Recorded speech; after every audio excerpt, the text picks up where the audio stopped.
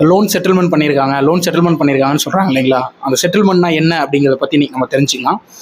இப்போ செட்டில்மெண்ட் அப்படின்னா ஆல்ரெடி நம்ம ஏதாவது ஒரு 2-3 இயர்ஸ் பிஃபோர் ஏதாவது ஒரு லோன் எடுத்திருப்போம். உதாரணத்துக்கு ஒரு 10,000 ரூபாய்க்கு ஏதாவது அப்ளிகேஷன்லையோ இல்லை ஏதாவது கன்சியூமர் லோன் 10,000 ரூபாய்க்கு எடுத்திருக்கோம் அப்படின்னா அதில் ஒரு 5,000 ரூபாய் இஎம்ஐ கரெக்டாக பே பண்ணியிருப்போம்.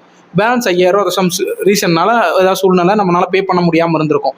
அந்த அமௌண்ட் அப்படியே கண்டுக்காமல் விட்டுருப்போம், நம்ம மறந்துருப்போம். ஒரு 2-3 இயர்ஸ் பிஃபோர் அதுக்கப்புறம் மறுபடியும் நம்ம ஏதாவது லோன் எடுக்கணும் அப்படின்னு நம்ம பேங்க்குக்கு போகும்போது அங்கே போய் செக் பண்ணால் நீங்கள் ஆல்ரெடி 2 வருஷத்துக்கு முன்னாடி எடுத்த லோனில் வந்து ஓவர்டியூ காமிக்குது, இதை கட்டி கிளியர் பண்ணால் தான் அடுத்த லோன் உங்களால் எடுக்க முடியும் அப்படின்னு சொல்லுவாங்க. சரி, அதை நம்ம கட்டி க்ளோஸ் பண்ணலாம். நீங்கள் போய் கேட்க போகும்போது 5,000 ரூபா தான் பெண்டிங் வச்சுருந்துருப்பீங்க.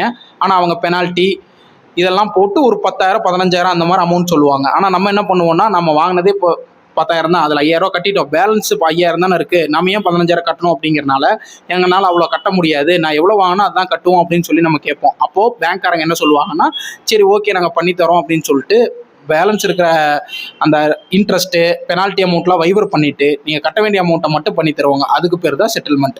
இந்த மாதிரி செட்டில்மெண்ட் பண்ணால் உடனடியாக உங்களுக்கு லோன் கிடைக்காது. அடுத்து ஒரு 6 மந்த் 1 இயர் கழிச்சு தான் ஏதாவது உங்களுக்கு லோன் எடுக்க முடியும். இந்த மாதிரி வேறு ஏதாவது லோன் சம்மந்தப்பட்ட டவுட்ஸ் ஏதாவது இருந்துச்சுன்னா கீழே கமெண்ட் பண்ணுங்கள், அதுக்கான கிளாரிஃபிகேஷன் உங்களுக்கு தரேன்.